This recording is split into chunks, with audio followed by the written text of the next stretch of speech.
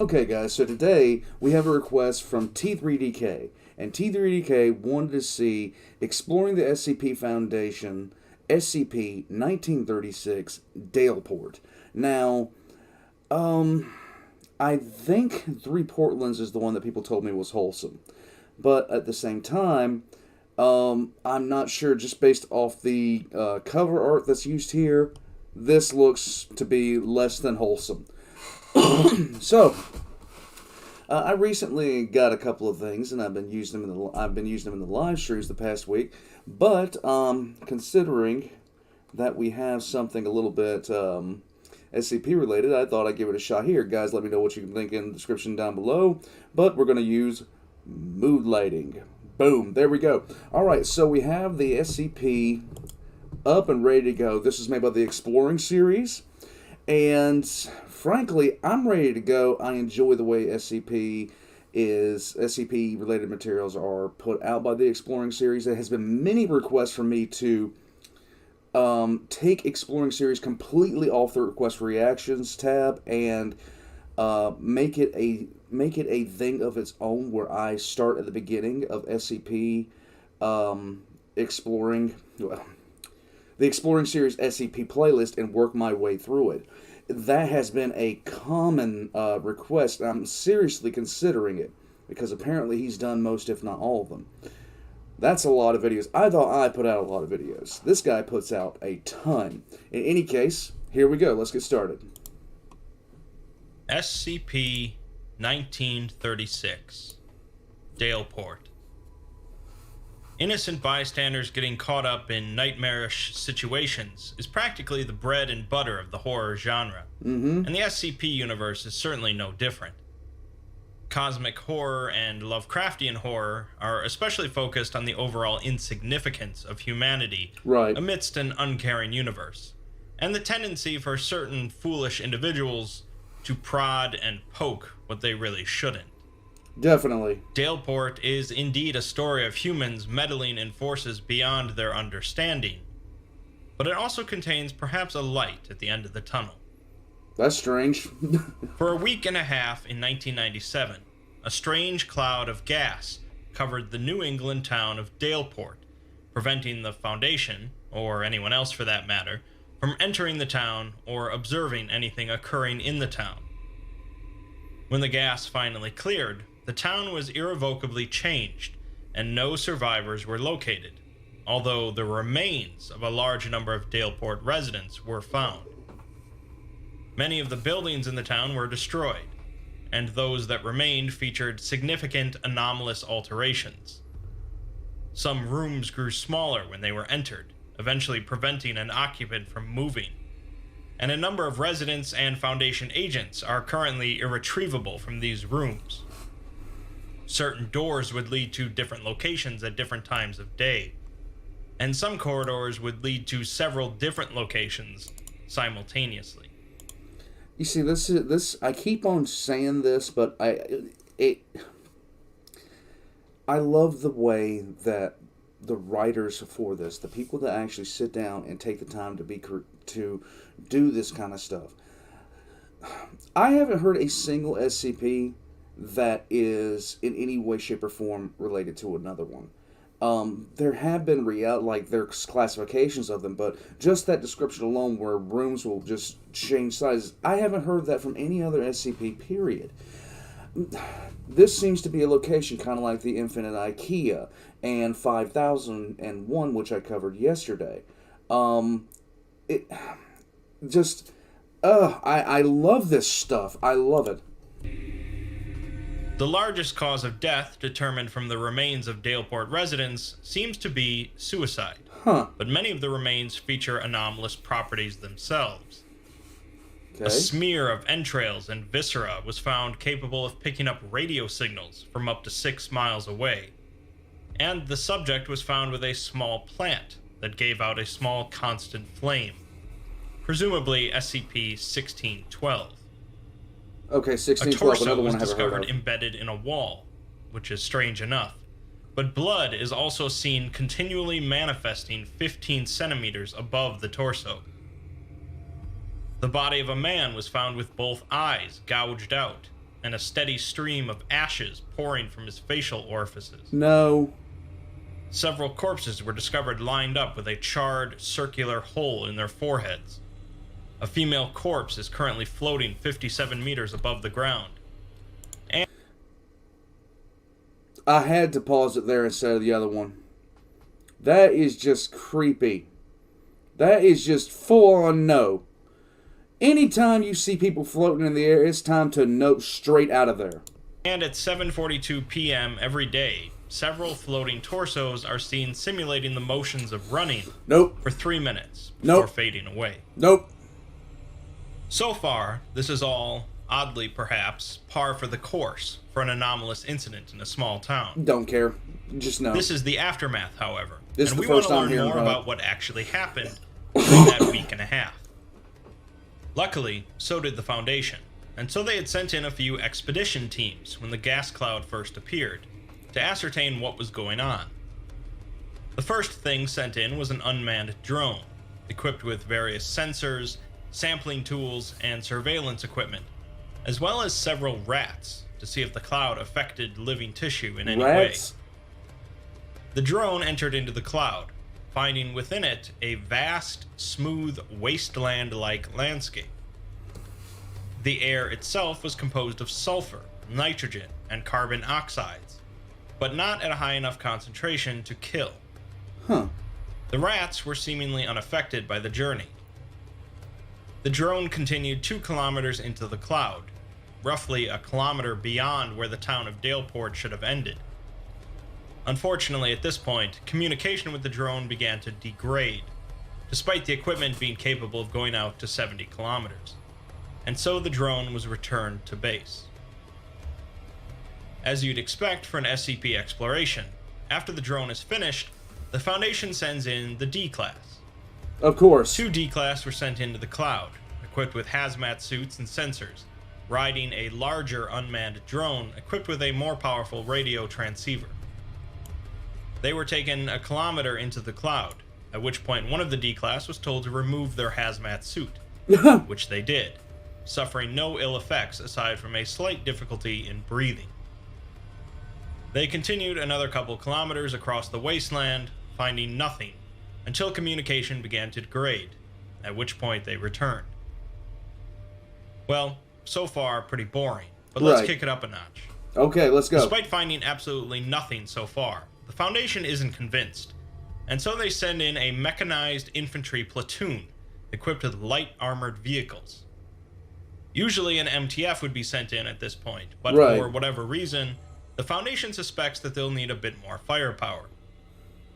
3 kilometers into the cloud, things start to get more interesting. One of the vehicles reports an upwards incline ahead of them, a first in the otherwise flat landscape. Another vehicle, however, reports no incline, but then the first vehicle says that they are now heading down the incline, with no one remarking on the discrepancy. Well, that's... A third vehicle reports that the sky is filled with red and blue patterns that seem to be responsible for screwing up the radio. The next voice heard comes from an unknown source, and speaks in a classic Lovecraftian jumble of letters, undecipherable to the Foundation. Another unknown voice chimes in to note that the first voice said, "Amen, may that heretic burn in the pit." At this point, the platoon was no longer able to receive messages from the home base, but they could still transmit, apparently. Sounds of a firefight break out, along with wildly varying descriptions of the attacking force. 30 minutes later, a third unknown voice is heard on the radio. It uses a number of unknown words throughout its message, but I'll paraphrase. It says that it is the shivering mist covering the town of Daleport, and it says the Foundation's men have been attacked while traversing through it. Okay. It says that some of the men have died, but the rest are in safe hands. Doubt. It also says that evil has been summoned to this town by some sort of heretical society, and it is managing to contain the worst of it, but the town will not be unaffected. A great battle will rage, with a victor ultimately decided, and it asks that the Foundation does not send any more soldiers in, as it cannot protect them. When the battle is over, it shall leave, and it hopes that we survive the process. Surprisingly, perhaps, the Foundation actually listened and didn't send in any more manned expeditions into the cloud. You know what? This is the second SCP in a row where the Foundation has actually paid attention to something that an SCP has said to them, and it's taken me by surprise both times. The last one was, of course, when the AI inside of 5001 told them to withdraw, and they did. And every once in a while, you got to take something at face value, and I can appreciate the fact they did here. Let's keep on going. Although they did send in more drones. Drones are okay. None of them were capable of locating the town of Daleport. So, we didn't end up actually learning much from the hands-on approach during the incident. Right. So we'll just have to piece together what we can from the remnants. We're next given a few documents written by the town's inhabitants, presumably during the incident. One document recovered from a This is gonna laptop be creepy. reads, "Dear Diary, today Mr. Sticky's arm came out of the closet instead of the window. It was even longer than ever, but it was still smoky when I touched it, so my hand hurts. I told Mr. Sticky I didn't want any of his gross food today, and he got mad. He said it was vital to the incubation of the lava. I'm really hungry, so I ate the gross food even though it was green and squirmy.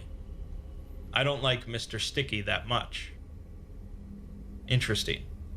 No, creepy. There was also a phrase found in multiple locations throughout the town, including stitched into the internal organs of several residents.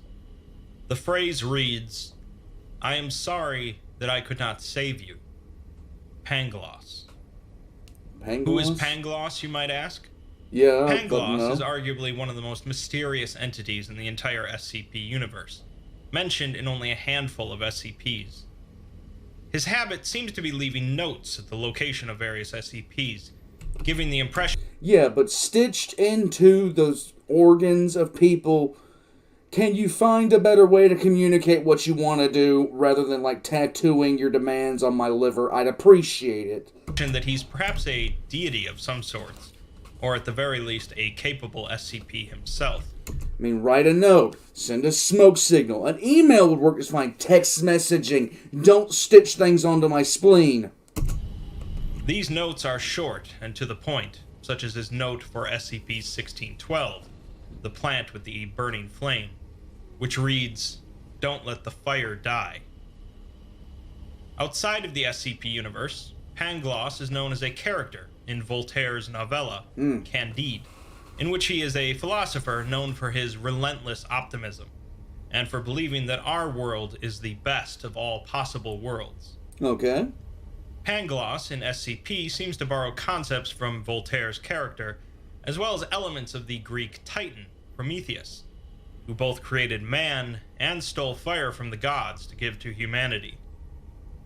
These concepts are referenced in SCP-1612, as it's an ever-burning flame that's found across the planet in various locations where humanity got its start. We're getting off track, however. Okay. The main point here is that Pangloss is some sort of mysterious entity that seems to care for humanity. Yeah. Another document was recovered from a store, written by someone that was hiding from whatever was occurring in Daleport. They were running out of food, and they remark that they heard screaming coming from outside, believing it to be their neighbor. But the screaming turned from human into something else. They also heard the local reverend walking past their window again, ranting about something. And they managed to get a glimpse of the reverend, commenting that he had too many spaces in him. They say that they have to get out of here, as they hear one of the big guys coming this way, along with the sound of drums. But their sentence is abruptly cut off. Their final line reads, "I am the voice, and the voice is me." More helpful is the video footage captured from security cameras and other devices during the event. A surveillance camera at a gas station captures an early incident, as a cashier hands a customer a plastic bag. A nearby window shatters, and an unknown organism enters, roughly the height of an adult human, but covered in tentacle-like appendages. I've seen enough anime to know where this is going. Do I even need to go? The organism quickly decapitates the customer with a tentacle. Lovely. And leaps over the counter on top of the cashier, as blood and viscera splatter on the nearby wall for 30 seconds. Ugh. An elderly man wearing a bowler hat and waistcoat enters the gas station, but rather than a face, there is only a triangle branded into their skin. Lovely. The camera footage begins distorting heavily, and the organism seems to be wary of the individual, but they engage each other. A mere touch from the individual seems to hurt the organism, and the footage ends with the individual throwing the organism through a wall as the ceiling begins to bulge downwards.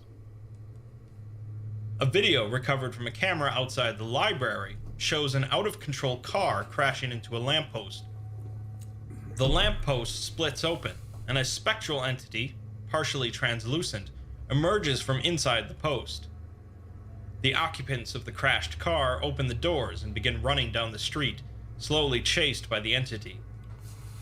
After several minutes, in which the entity failed to catch up, it stops and releases a blue shockwave, which does reach the fleeing individuals, causing them to become transparent and fade away.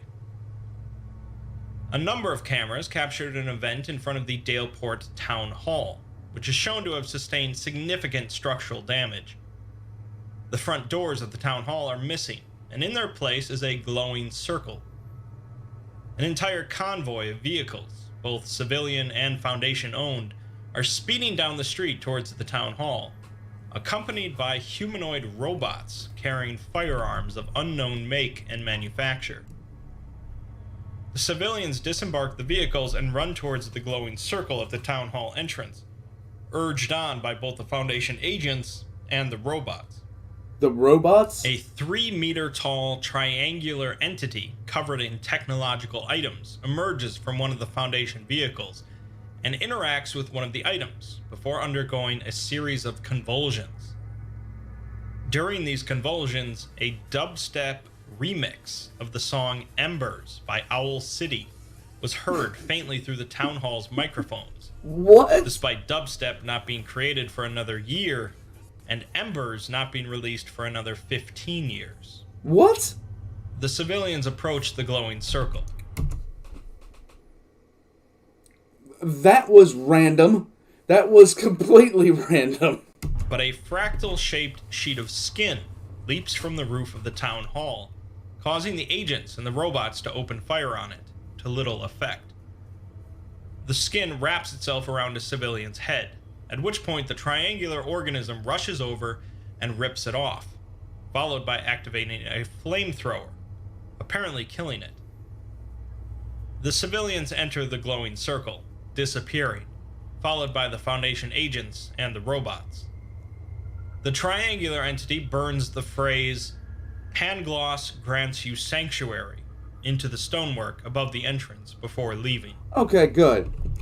So he's not just putting it on people's organs, and that makes him a little bit redeemable in my eyes. This picture, on the other hand, is flat out creepy. 94 civilians and almost all of the missing Foundation agents that had been sent into the cloud were found at the nearby Foundation facility in the weeks following the incident, each suffering from severe memory loss. I know what you might be thinking, that this is all just weirdness for weirdness' sake. But there is indeed a story here, and it comes from a number of documents connected to a local cult known as the Victory Society.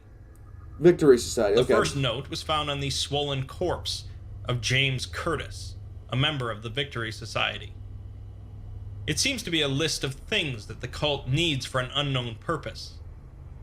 Items include 2 trout, a bottle of milk, virginal blood that is to be mixed with the milk. Come on, man. Assorted souls willingly sold. At least 200 beetles. Lots of ice. 2 bodies that have been dead for at least a year. And some human eyes. More interesting, however, are the comments written in next to some of the items. We started off with groceries, we ended with sociopath. The virginal blood mixed with the milk is for something referred to as he who walks beneath dreams, who is into that sort of thing, apparently. The alliteration related to assorted souls willingly sold is a big deal for that which waits inside the horizon. No. The writer remarks that if Hawshore, the name of the reverend mentioned earlier with too many spaces in him, thinks that if he has to use the ice to make a sculpture for the shivering mist, he's got another thing coming. The human eyes are supposedly for the blind one, who has thousands of sockets. Other cult members are gathering other items, while Hawshore just sits at home with his books. Okay. The next passage was written inside the cover of a charred book found outside the Daleport church, and I'll take the time to read it in its entirety. Okay, let's go. The border of the mural is encompassed by Sylvester, the shivering mist that will descend upon the world during the time of awakening. The mist is all-encompassing, and shall act as a barrier to those wishing to stop the awakening, as well as confine the great trinity of potential victors. The three at the center of the mural are the Great Victor of Flames, the Great Victor of Frost, and the Great Victor of the Storm. Okay. They rain down destruction upon one another, with their true names inscribed in unreadable, unknowable runes. Around the three are visions of the great battle that contain the majority of those that shall come to this realm, with Diger, the dark god of lampposts, the blind one illuminating the way for his followers. The dark god of lampposts? That's a thing? That's a thing. Okay. Who leave tributes upon crooked light posts. Dichel manifests as the flies pouring out of the mouths of his beloved, and Bakurs to assist in the conflict any way he can, while Nini, the trepanner, frees his followers from the skulls of their oppressors. The shredded cabbage of misfortune will destroy those who oppose the vegetable monarchy. I need him to repeat what he just said. The shredded cabbage of misfortune will destroy those who oppose the vegetable monarchy. The shredded cabbage of misfortune will oppose those... That just blew up my brain. This is how vegans are trying to take over the world. Zin, herald of Marp, commands the army of Lepidoptera to carry those away who sleep with the flowers beneath the silver ash in the dream attics of Inanimatum. The voice of ages, though not visible, is omnipresent, represented by the yellow runes bearing his name hidden throughout the mural. Finally, at the bottom, the minor minions and deities pledge their allegiance to the three victors. Those who pledge their allegiance to the Great Victor of Flames are tinted orange, the Great Victor of Frost, violet, and the Great Victor of Storms, green. Many, such as he who walks beneath dreams, his face a mere triangle, remain unaligned and are painted in black, for they are opposed to none, and yet opposed to all. Right. The dark deer, Demax, is shown around the edges, forever excluded by the rest. Okay, so this whole thing just seems to be a flat-out pure assignment in randomness. That's what seems to happen whenever this... That's what this SCP seems to be like to me. What this thing represents. It's absolute random things. Colors are not associated with what you would normally associate colors with. Items and associations are not the same. There's so much going on in this, I can't keep it together in my head. So maybe I'm wrong about this, and I got a feeling that I am wrong about this, but it just seems to be this, whatever happened to Daleport, it comes in and just literally, things happen that are just all the way out there. And it probably has something to do with the dream guy. Because we have random dreams all the time. We have extreme, random, weird dreams a lot as people. So maybe this thing is the manifestation, like a physical manifestation of a dreamscape, where this kind of insanity happens. I can't get over the cabbage. Sheogorath remains, ruling his kingdom of two faces, before he himself brings its downfall, only to be stopped by a great prisoner of the Dragon King. 20 goats stuck together, making a goat ball, spin around and around all the way to Goat Hell. The skeletons forever fight their final war. Okay. The conflicts of these minor deities will have little impact on who the great victor of this battle shall be. We're given a description of a great mural that depicts a massive battle between a number of deities and deific figures, ultimately with one victor among three main contenders, supported by a number of lesser deities. Yes, that is indeed a mention of the Daedric Prince Sheogorath from the Elder Scrolls series of video games. I was thinking about that. Which raises more questions than it answers. It's gotta be. It's gotta be what I was thinking about. Many deities are apparently unaligned in this great battle. Notably, he who walks beneath dreams, whose face is a mere triangle. That at least answers a question for us. Okay. Pangloss, however, is not mentioned, at least not by that name. The cult of the Victory Society was gathering materials for some or all of these entities, but their reasons for doing so are so far unknown. Right. We're then given a series of journal pages found on the anomalous corpse of Reverend Michael Hawshore, the leader of the Victory Society. In the first page, Hawshore says that he's returning to Daleport, and mentions someone named Godfrey who wished him luck as he left, but was hoping for Hawshore's failure. Hawshore says that he took all of the necessary books from the library, and also mentioned finding a proper way, alluding to the Wanderer's Library. One of the tomes apparently gives off enough heat to burn Hawshore's hand, but he says you can't expect to do something like this without making some minor sacrifices. He finishes by remarking that it's disheartening that there aren't more respectable people interested in this venture, and he's worried about the next time. Written a week and a half later, the second page discusses a priming ritual for the One of Broken Nines, which required blood sacrifice, apparently of a child. Of course. Hawshore had hoped that the child could be anesthetized, but it was not allowed, leaving him a little shaken up.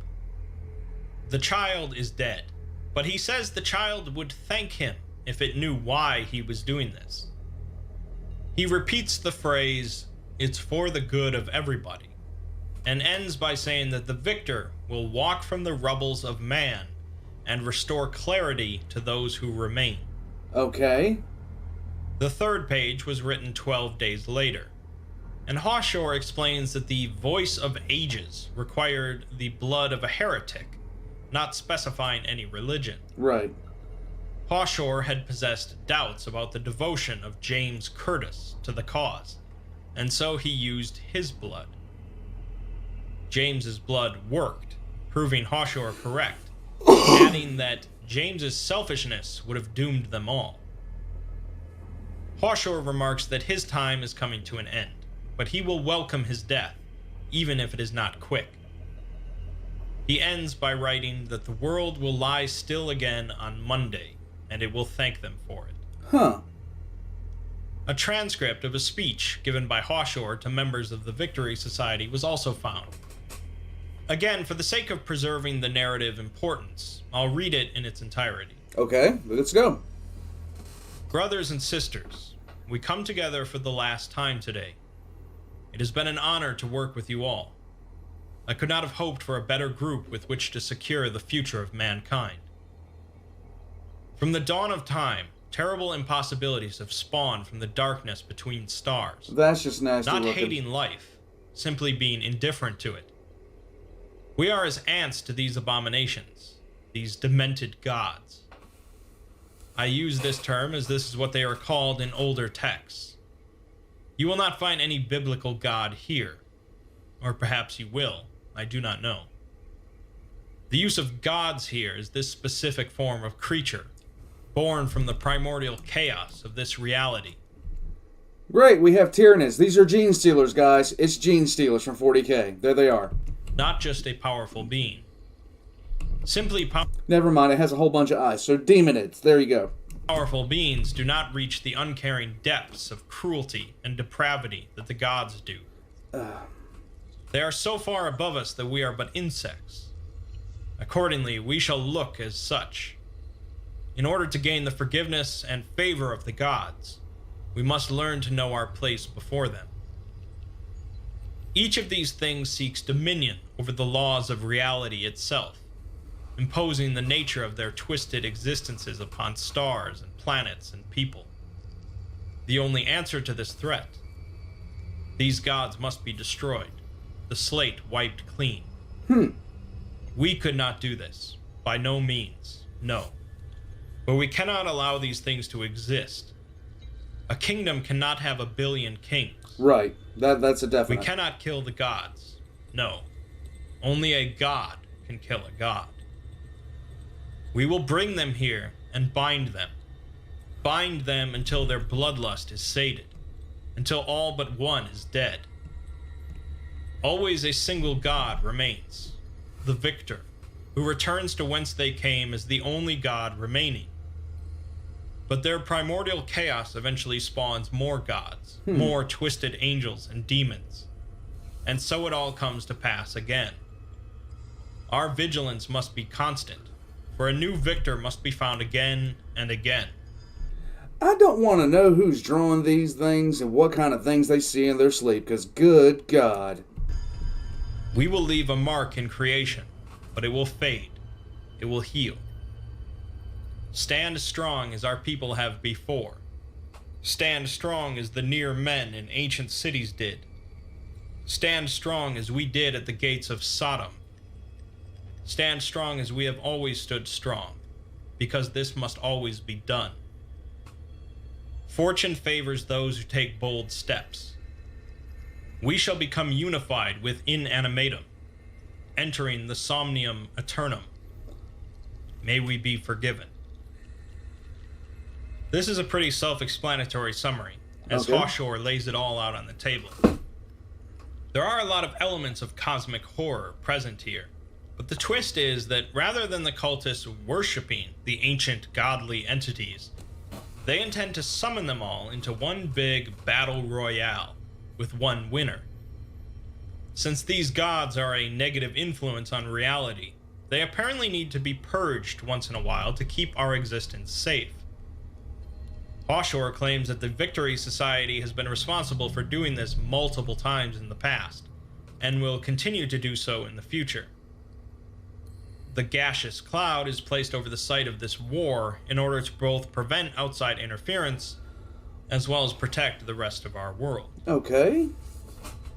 A section of writing was found in the back cover of Hawshore's journal. So I was wrong. Likely his last remarks. His sanity seems to be slipping away, and his body is already being anomalously affected, as his throat goes somewhere else, but he doesn't like where it goes. He says the war going on here here is filled with cold, sideways fire. The rest of it is mostly gibberish, involving his hands made of wire and cyanide, and how they must eat babies to quell the Titans. The final entry in the article is a transcript of a video that recorded part of the event from near the church. A large entity composed of stone, soil, and some type of fungus appears above the church, and the camera begins shaking as a sound akin to a distorted whale song is heard. A second entity then appears above the church with a crystalline structure and a bright light emitting from its central spire. A 15-second screech is heard, and all other entities in view cease hostilities with one another and flee. A third entity appears alongside a deep humming sound, but the camera heavily distorts before cutting out. These final three entities are likely the three main contenders for victory, but we're left with no answer as to the winner. In most cases, humans meddling in affairs beyond their power or understanding results in disaster. Right. But Daleport presents a situation in which not only was this meddling controlled, but it was apparently beneficial. Right.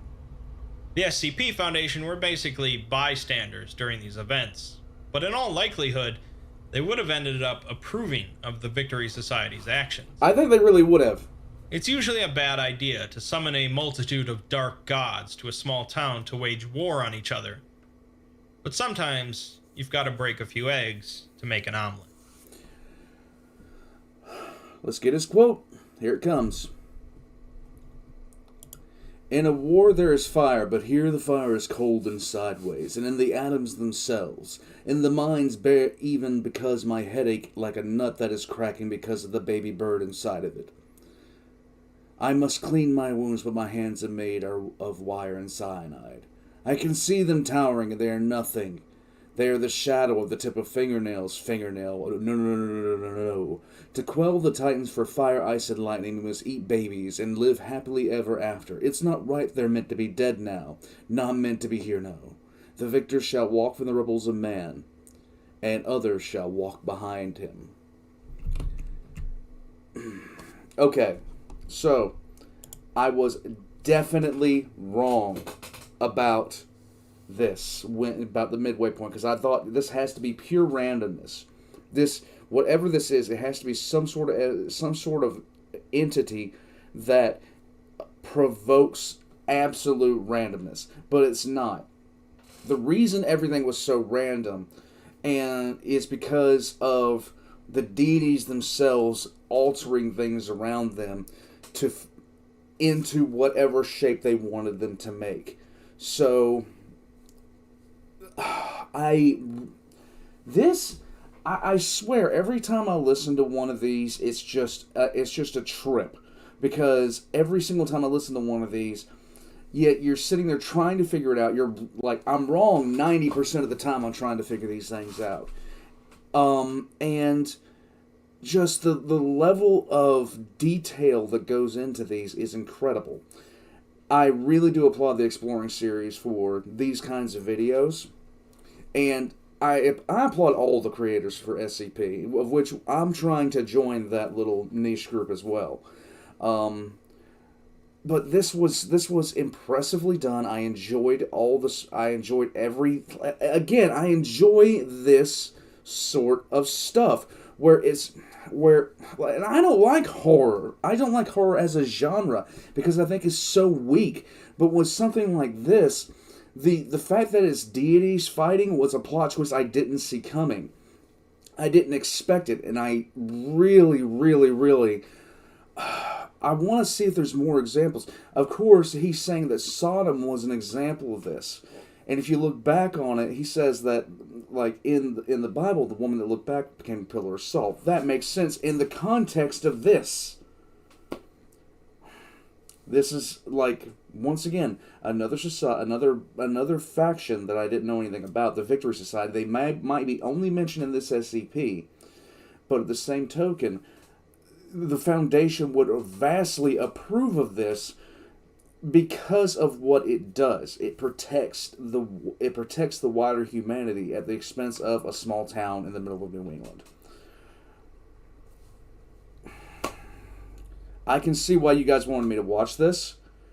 I can see, like, when I first started on this little journey through SCP, I didn't know what to think. I didn't know what to expect, but I really do appreciate you guys for introducing me to this, and I'm hoping that other people from outside genres that have come to enjoy my channel and things like that are enjoying being introduced to this as well, because I love this. In any case, I'm going to go ahead and stop myself there. Thank you, T3DK, for recommending this. And once again, this was made by the Exploring series.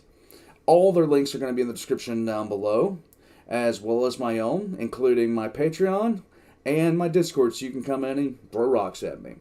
Until next time, guys, if you see mist coming on the horizon, just be wary. You don't want to sit there and bow down to the Vegetable King. I'm just saying.